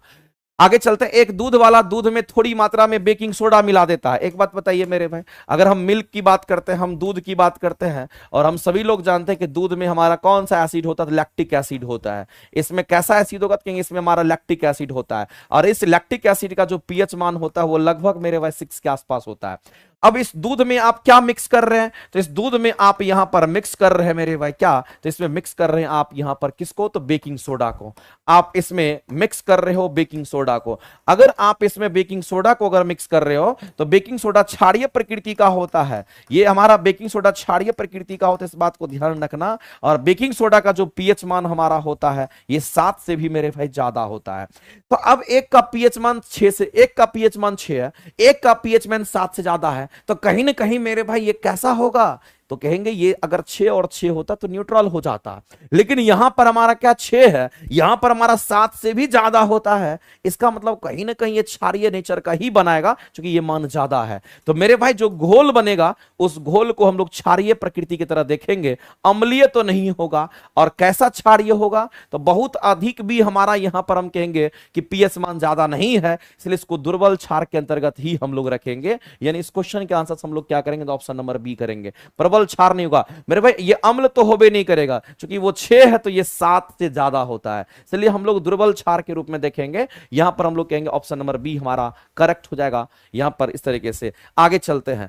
अगला हमारा है उत्कृष्ट धातु की बात कर रहा है, नोबेल मेटल्स की बात करता है। और हम लोग जानते हैं नोबेल मेटल किसको कहते हैं? जो मेरे भाई हमारे ऑक्सीजन वगैरह से प्रतिक्रिया नहीं करता है, जो नॉन रिएक्टिव एलिमेंट्स होता है उसको हम लोग क्या कहते हैं? नोबेल मेटल के नाम से हम लोग जानते हैं। ये बात आपको ध्यान रखना है। नॉन रिएक्टिव जो एलिमेंट होता है, जो नॉन रिएक्टिव एलिमेंट है, इस बात को ध्यान रखना, जो नॉन रिएक्टिव एलिमेंट हमारा होता है, जो ऑक्सीजन वगैरह से प्रतिक्रिया करके ऑक्सीडेशन नहीं कर पाता, उसको हम लोग यहां पर नोबेल मेटल के नाम से हम लोग जानते हैं। इसी को हम लोग क्या कहते हैं? तो नोबेल मेटल के नाम से जानते हैं। और नोबेल मेटल का तो एग्जांपल याद रख लेना चाहिए आपको, कौन कौन सा हमारा नोबेल मेटल होता है। जैसे सोना हो गया हमारा, जैसे हम चांदी की बात करते हैं, जैसे हम यहां पर प्लेटिनम की बात अगर कर ले तो वो भी हमारा चलेगा। तो मेरे पास सोना चांदी प्लेटिनम तो हमारा होगा ही होगा, इसके अलावे भी हमारा और भी सब्सटेंस होता है। जैसे हमारा पैलेडियम भी हमारा होता है, पीडी मतलब पैलेडियम होगा, हमारा ऑस्मियम भी हमारा होता है। ये सब हमारा कैसा कहेंगे? सब नोबेल मेटल के अंतर्गत हमारा आता है। और नोबेल मेटल को मेरे भाई याद रख लीजिएगा, ये सब नोबेल मेटल हमारा उत्कृष्ट हमारा धातु कहलाता है। अब कह रहा है उत्कृष्ट धातु प्रकृति में शुद्ध रूप में प्राप्त होता है। जो हमारा उत्कृष्ट धातु इसको नोबेल मेटल कहते हैं, ये किसी के साथ प्रतिक्रिया नहीं करता है। जब किसी के साथ प्रतिक्रिया नहीं करेगा तो इसमें अशुद्धियां नहीं होगी, जब अशुद्धियां नहीं होगी तो इसको हम लोग शुद्ध रूप में प्राप्त कर सकते हैं। यानी स्टेटमेंट हमारा बिल्कुल राइट है, ये स्टेटमेंट हमारा बिल्कुल राइट है, इसमें कोई दिक्कत नहीं है, ये शुद्ध रूप में प्रकृति में उपलब्ध हो जाएगा। अगला कहता है कि यूरेनियम की बात करते हैं और सीसा की बात करते हैं, ये क्या उत्कृष्ट हमारा धातु था? बिल्कुल भी नहीं मेरे भाई, ये स्टेटमेंट टोटली रॉन्ग है। तो एक ही स्टेटमेंट हमारा सही है, और सही पूछा गया तो केवल एक राइट आंसर करेंगे और ऑप्शन नंबर ए आपका करेक्ट हो जाएगा। ऑप्शन नंबर ए जो है आपका राइट हो जाएगा। नेक्स्ट, स्टील को स्टील से स्टेनलेस स्टील प्राप्त करने के लिए उसमें कुछ तत्वों को मिलाकर के अधिक संशोधित किया जाता है। निम्न में से कौन सा कार्य के लिए उपयुक्त प्रयुक्त हमारा नहीं किया जाता है? किसको हम यूज नहीं करते हैं ये पूछा गया है। तो एक बात आप जान लीजिए मेरे भाई, अगर स्टील से स्टेनलेस स्टील बनाना है, ये स्टील है और स्टील को क्या बनाना? स्टेनलेस स्टील बनाना, इस बात को ध्यान रखना है। इसको स्टेनलेस स्टील अगर बनाना है तो क्या करना पड़ेगा? तो अगर स्टील को स्टेनलेस स्टील अगर बनाना है तो मेरे भाई स्टेनलेस स्टील जो हमारा होता है इसमें हम लोग क्या मिलाएंगे? तो इसमें हम लोग आयरन मिलाते हैं। इसमें और क्या मिलाएंगे? तो आयरन के अलावा आपको ध्यान रखना क्रोमियम तो हमारा मिक्स जरूर होता है। आयरन हो गया, साथ ही साथ क्रोमियम हो गया जो जंग नहीं लगने देगा। उसके साथ साथ निकल भी मिला सकते हो, निकल भी हमारा होता है। साथ ही साथ मेरे भाई मैग्नीज की भी कुछ मात्रा, कार्बन भी हो सकता है, मैग्नीज भी हमारा थोड़ा बहुत मात्रा में होता है। यानी जो स्टेनलेस स्टील होता है जिसमें जंग वगैरह नहीं लगता है उसमें ये सारे कंपोनेंट होते हैं। और खास करके इसमें जो इंपॉर्टेंट हमारे हैं वो हमारा ये तो बिल्कुल ही होता है, इसकी मात्रा थोड़ी कम होती है। लेकिन मेरे भाई इसमें सिलिकॉन ऐड नहीं करते, इस बात को ध्यान रखना। क्या यूज नहीं करते? तो ये यूज नहीं करते हैं, इसको करते हैं, इसको भी करते हैं, लेकिन इसको यूज नहीं करते हैं। अगर आप स्टील में सिलिकॉन मिला देते हैं, ध्यान रखना, अगर आप ये आपके पास ये स्टील है और स्टील में अगर आप ऐड कर देते हैं, किसको ऐड? सिलिकॉन को अगर आप ऐड करते हैं तो ऐड अगर सिलिकॉन करेंगे तो मेरे भाई स्टील हमारा कैसा हो जाएगा? तो स्टील हमारा हार्ड हो जाता है, स्टील हमारा हार्ड हो जाता है। जबकि स्टेनलेस स्टील की बात करते हैं ये लचीला होता है, मुलायम होता है, जंग नहीं लगता। इस बात को आप समझिएगा मेरे भाई। तो ये हमारा सॉफ्ट हमारा होता है। अगर स्टील को स्टेनलेस स्टील बनाना है तो आप समझ लीजिए ये सब मिलाना पड़ता है। खास करके इसमें से जो एलिमेंट आपके मुख्य रूप से होते हैं, हमारे आयरन की बात करते हैं, क्रोमियम की बात करते हैं, निकल की बात करते हैं और कार्बन की बात करते हैं, ये तो मुख्य रूप से हमारा होता ही होता है। इस बात को ध्यान रखिएगा। क्या नहीं ऐड करेंगे, क्या उस कार्य के लिए प्रयुक्त नहीं होगा, तो कहेंगे हमारा सिलिकॉन यूज नहीं करते हैं, और सिलिकॉन अगर यूज करेंगे तो वो उसको हार्ड कर देता है, ध्यान रखेंगे। जल किसी अन्य द्रव की अपेक्षा अधिक पदार्थों को घोल सकता है। हम लोग जानते हैं मेरे भाई, पानी की बात करते हैं, पानी को यूनिवर्सल सॉल्वेंट के नाम से हम लोग जानते हैं, कि एक बच्चे को पता होगा, पानी यानी कि H2O की बात करते हैं, और इसको हम लोग यूनिवर्सल सॉल्वेंट कहते हैं। बताइए पता है कि नहीं पता है? इसको हम लोग यूनिवर्सल सॉल्वेंट के नाम से जानते हैं, और यूनिवर्सल सॉल्वेंट हम उसको कहते हैं जो अपने आप में सबको घोल सकता है, उसको यूनिवर्सल सॉल्वेंट कहते हैं। अब ये क्यों घोल सकता है, इसको आप समझिए। अगर पानी के स्ट्रक्चर को अगर आप देखना चाहते हैं, इसके स्ट्रक्चर को अगर देखना चाहते हैं, तो आप ये समझिए इसका स्ट्रक्चर हमारा कैसा होता है। इसका स्ट्रक्चर में अगर देखिएगा तो हम लोग जानते हैं H2O में 2 हाइड्रोजन 1 ऑक्सीजन, तो मेरे वो एक ऑक्सीजन से 2-2 हाइड्रोजन को आप लटका दीजिए। अब ऑक्सीजन के बाहरी कक्षा में हमारे कितने इलेक्ट्रॉन, तो 6 इलेक्ट्रॉन बचते हैं, तो 2 तो चलो यहां पर हमारा भाग ले लिया है, बचा 6। इसका मतलब कहीं ना कहीं 2 गो लोन पेयर होगा, एक लोन पेयर यहां, एक लोन पेयर हमारा होता, 2 लोन पेयर हमारा होता है। और इसके बीच में जो बॉन्ड एंगल हमारा होता है, ये जो बॉन्ड एंगल हमारा थीटा होता है, ये 104.5 डिग्री का होता है। कई बार मेरे भाई ये बॉन्ड एंगल भी पूछता है, इस बात को ध्यान रखना, यहां पर बॉन्ड एंगल भी पूछता है। दूसरी बात मेरे भाई, अगर हमारा यहां पर ऑक्सीजन है, तो ऑक्सीजन की अगर हम बात करते हैं, तो ऑक्सीजन पर अगर हम देखते हैं, तो यहां पर हमारा अगर प्लस हमारा डेल्टा, सॉरी ऑक्सीजन पर अगर हमारा माइनस अगर डेल्टा हमारा चार्ज होगा, तो हाइड्रोजन पर हमारा कैसा, तो प्लस डेल्टा होगा। यहां पर भी हमारा प्लस डेल्टा होता है। और जब माइनस और प्लस हमारे चार्ज आवेशित अगर हो जाते हैं, तो ये क्या करता है, तो अट्रैक्ट और रिपेल कर सकता है ये आसानी से, इसलिए किसी भी चीज में आसानी से आयनित होकर के घुल जाता है। और इसके पास कैसी प्रॉपर्टी होती है, तो ये यूनिवर्सल सॉल्वेंट हमारा कहलाता है। अपने आप में ये किसी को भी घोल सकता है, ये पानी के अंदर ऐसी प्रॉपर्टी होती है। क्योंकि मेरे भाई हम सीधा कह सकते हैं ये हमारा किस नेचर का होता है, इसकी ये हम कह सकते हैं इसकी प्रकृति द्विध्रुवीय होती, बाइपोलर होता है। ये डायपोल नहीं कहेंगे, ये डायपोल गलत लिखा हुआ है, इसको डायपोल नहीं कि बाइपोलर हम लोग कह सकते हैं। यहां पर ये कैसा होगा, तो इसको हम लोग बाइपोलर नेचर का हमारा होता है। बाइपोलर कहने का मतलब एक प्लस चार्ज एक माइनस चार्ज इसमें उपलब्ध होता है। तो मेरे भाई इसकी प्रकृति कैसी होगी, तो ये हमारा इसकी प्रकृति बाइपोलर यानी कि पोलर होगा, इस बात को ध्यान रखेंगे। इसीलिए ये अपने आप में सबको घोल सकता है। और इस क्वेश्चन के आंसर क्या करेंगे, तो ऑप्शन नंबर ए करेंगे। दूसरी बात, पानी की जब हम बात करते हैं, तो पानी की विशिष्ट उष्माधारिता सबसे अधिक होती है, उष्मा अवशोषण करने की सब क्षमता सबसे अधिक होती है। दुनिया में कोई ऐसा पदार्थ नहीं है जो पानी की तरह उष्मा का अवशोषण कर पाएगा, इस बात को याद रखना, क्योंकि इसकी विशिष्ट उष्मा सबसे अधिक होती है। लेकिन इसका काउज वो नहीं है। यहां मेरे भाई लिखा है कि इसकी विशिष्ट उष्मा सबसे मान अधिक होता है। अगर जिसका मान विशिष्ट उष्मा सबसे अधिक होता है, उष्मा अवशोषण करने की क्षमता सबसे अधिक होती है। उसमें उष्मा अवशोषण करने की जो क्षमता होती है, उष्मा अवशोषण करने की जो क्षमता होती है वो सबसे अधिक होती है, उष्मा अवशोषण करने की क्षमता अधिक होती है। इसका ये काउज हमारा होता है, ये काउज हमारा नहीं है, इस बात को आप ध्यान रखेंगे। काउज ये हमारा होता है जो अपने आप में सबको घोल सकता है, वो हमारा किस नेचर का होगा, कि हमारा बाइपोलर होता है, इस बात को ध्यान रखना। प्लस और माइनस हमारा आवेश उस पर होता है। बॉन्ड एंगल हमारा कितना, तो 104.5 डिग्री का होता है, उसको भी आप याद रखेंगे। तो आज थोड़ा सा मेरे भाई हम पहले ही आज क्लास को थोड़ा छोड़ेंगे, क्योंकि आज हमको थोड़ा सा कुछ काम है।